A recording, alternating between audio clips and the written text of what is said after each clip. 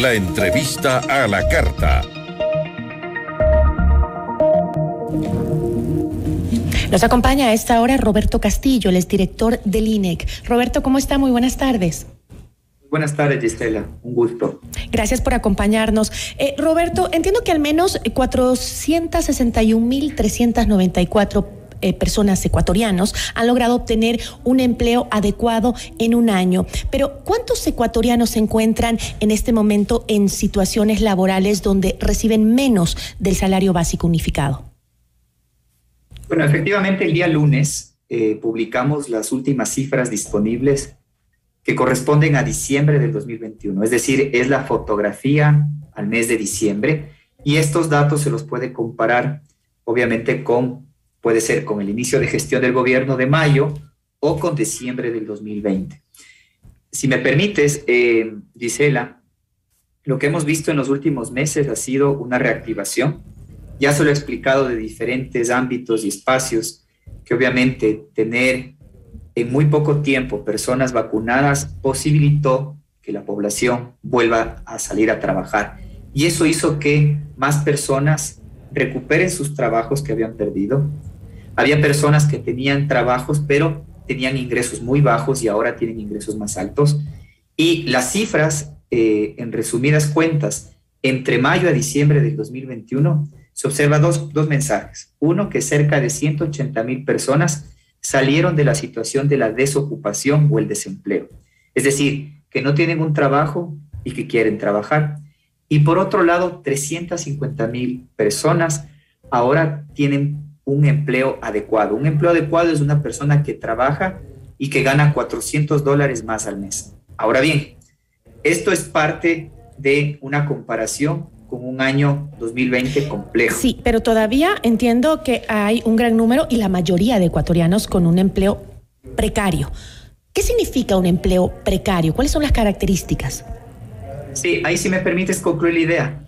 Tener el empleo adecuado al cierre del 2021, la cifra llegó a 33.9%. Es decir, que hay todavía un 67% aproximadamente de nuestra fuerza de trabajo, es lo que mencionó el señor presidente, casi 2 de cada 3, que o tiene un trabajo pero gana menos de $400 al mes, o en este caso va a ser 425, que ya es el salario mínimo correspondiente para este 2022, o está en situación de desocupación.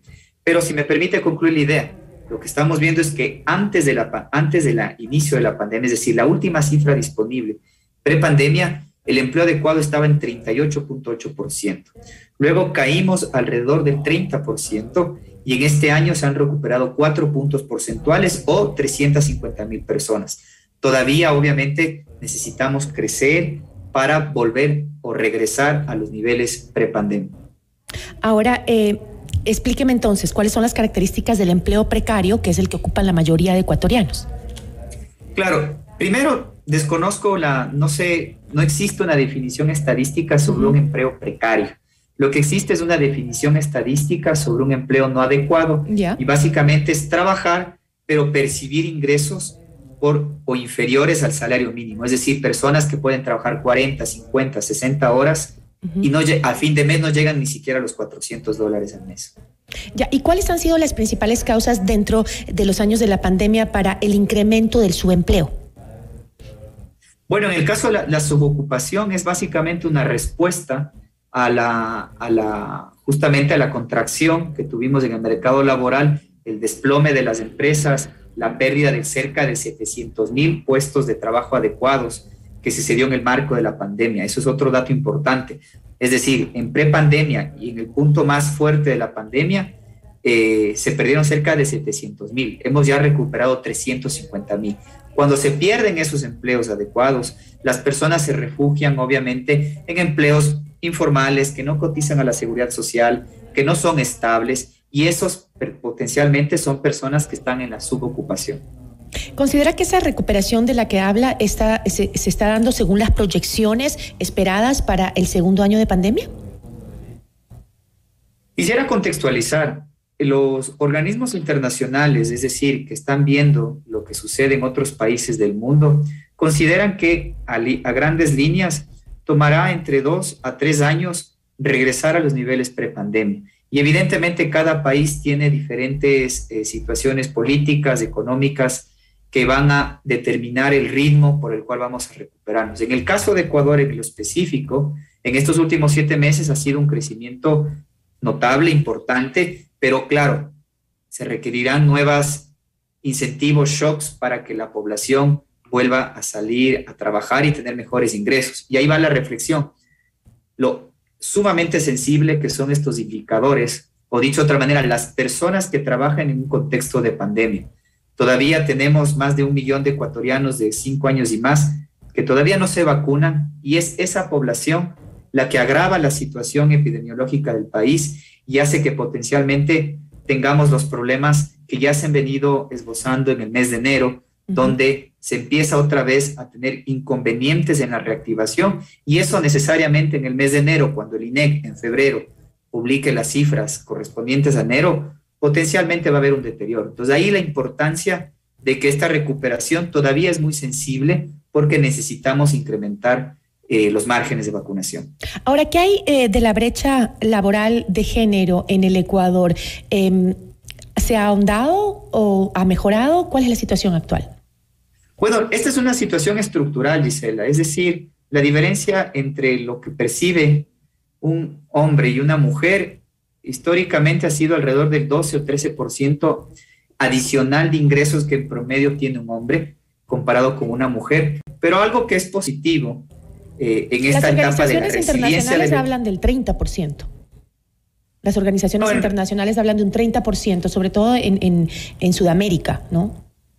Bueno, en realidad los estudios hay varios, pero la técnica mejor que se puede emplear para hacer esto es aislar todas las otras características de los trabajadores y solamente discriminar el ingreso por la característica del sexo, entre hombre o mujer. Y eso, en el caso de Ecuador, con un estudio que de hecho realizamos en el INEC y el Banco Mundial y el BID en su momento, da aproximadamente un 12, un 15%, aislando todos estos otros efectos. Pero quiero terminar la idea de que en este periodo de tiempo también de este último año, si bien la brecha se mantiene, pero han sido las mujeres que en mayor ritmo han recuperado empleo y empleo adecuado, y esto también tiene que ver con la concentración del mercado de las mujeres, porque los principales ramas de actividad que se recuperaron en este último año corresponde a la área de servicios, donde estructuralmente tienen un poco más de participación las mujeres con respecto a los hombres. ¿Y qué número o cuántas mujeres se encuentran en el desempleo en el Ecuador y en comparación con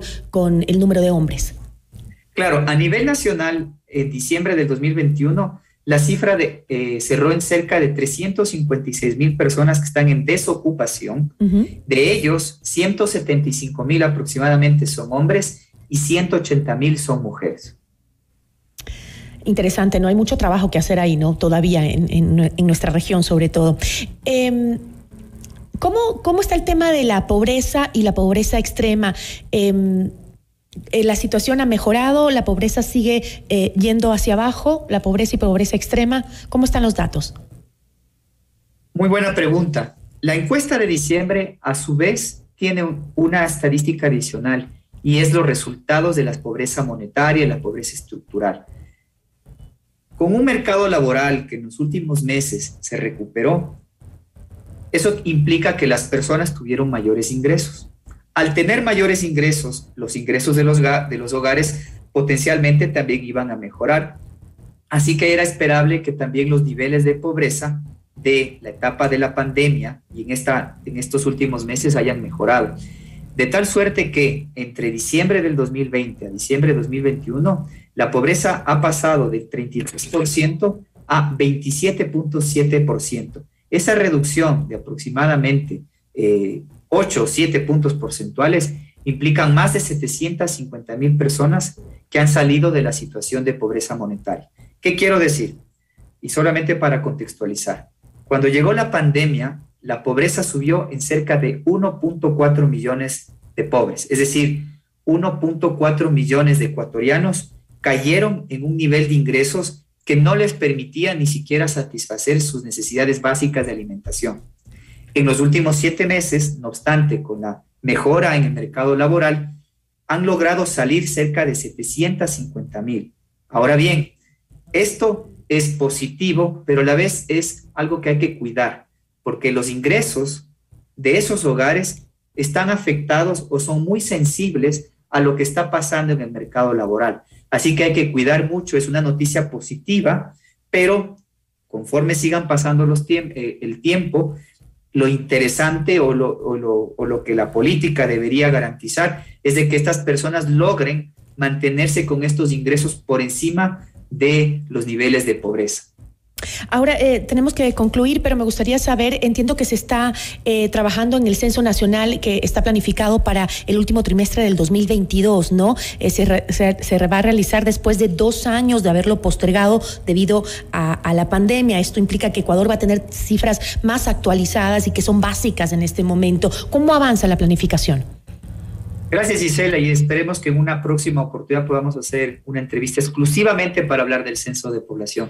Después de 12 años vamos a justamente hacer un nuevo censo de población. Estamos en una fase de evaluación, es decir, la pandemia afectó también al sistema estadístico. En el mes de diciembre hicimos un censo piloto en Limón Indanza, en Morona, Santiago. Hemos evaluado con el acompañamiento de algunos organismos internacionales temas muy técnicos que afectan a la forma en que vamos a hacer este próximo censo de población. Y actualmente ya estamos, en el mes de febrero vamos a arrancar con una socialización y construcción del cuestionario, es decir, el banco de preguntas que serán incluidas en la boleta censal y son las principales preguntas que permitirán a la población entender cuántos somos, dónde estamos y en qué condiciones vivimos. Yo le agradezco muchísimo, importante ese censo, así que queda pendiente una segunda entrevista para seguir hablando del tema. Muchísimas gracias. Buen día, pasen bien. Igual para usted, una buena tarde. Agradecemos a Roberto Castillo, director del INEC.